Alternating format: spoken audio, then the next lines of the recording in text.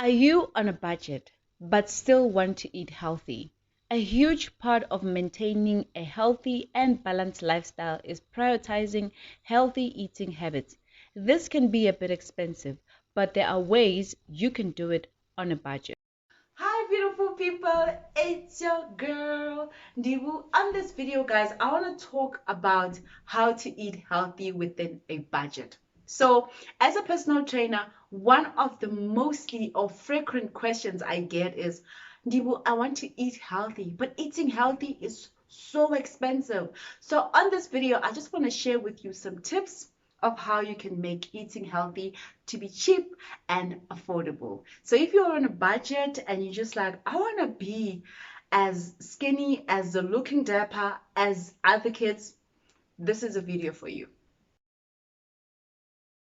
Tip number one is to plan and prepare your meals in advance. So if you want to stick to your plan and if you want to eat healthy, make sure that you have a plan. The same way that you plan for your work, the same way that you plan for your workout is the same way that you need to have a plan that is called an eat a meal plan. So you planning your meals includes you writing down the list of food or writing down the menu according to how you're going to eat in that particular week. Then preparing includes you chopping the vegetables and keeping them in the fridge, or just chopping your vegetables and cooking them and storing them cooked in the fridge. Tip number two is use a list.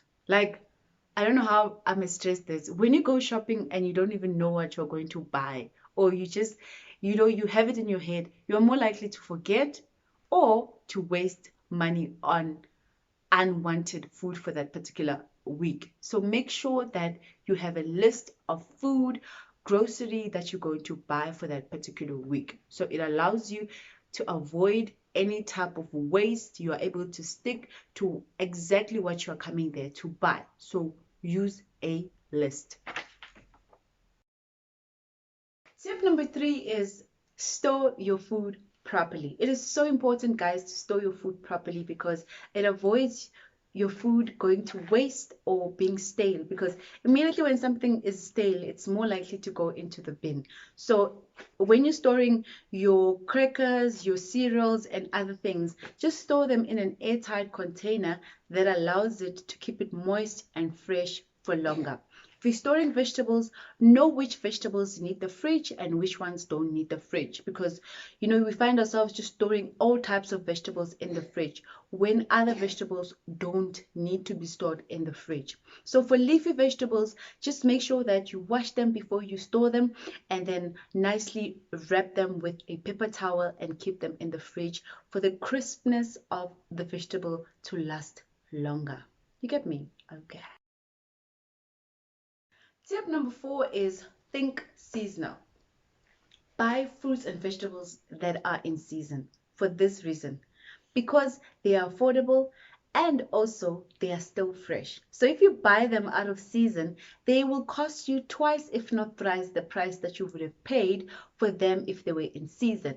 And most of them, they are not as fresh or not as like the best taste. So make sure that whatever you buy vegetables that are in season to avoid any form of disappointment or paying more than what you would have paid if something was in season.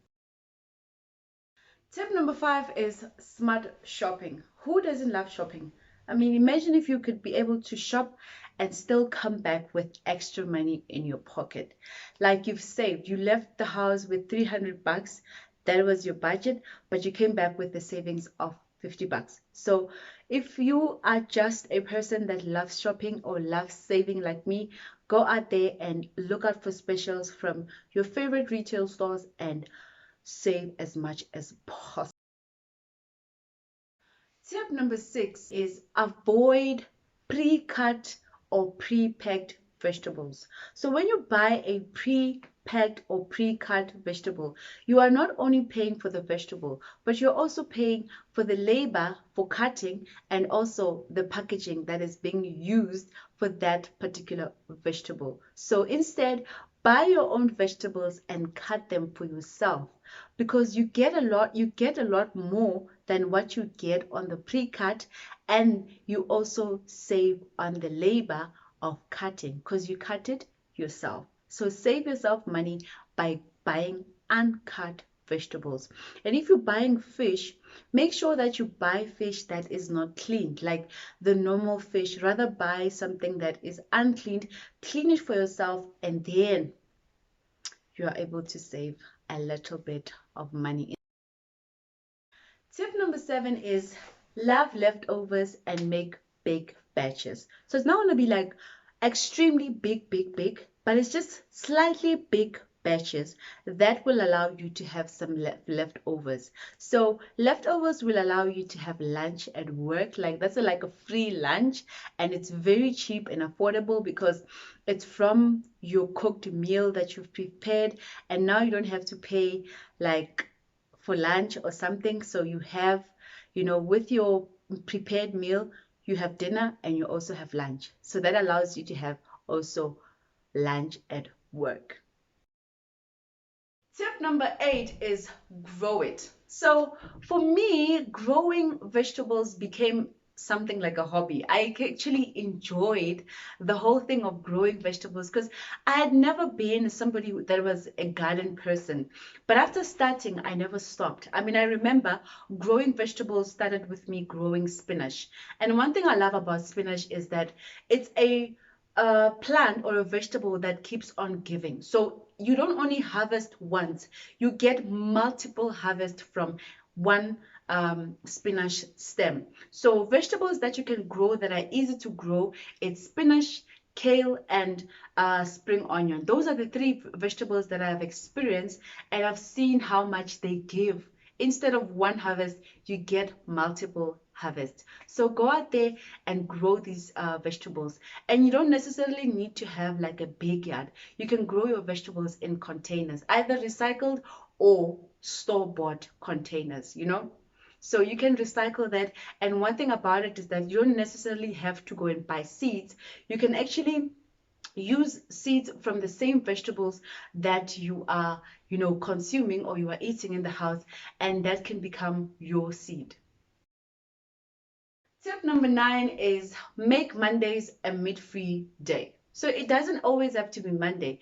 You can choose a day where it's like a meat-free day, and you will see how much that is going to reflect in your budget and how much saving you're going to make if you have like 1 or 2 days that are meat-free.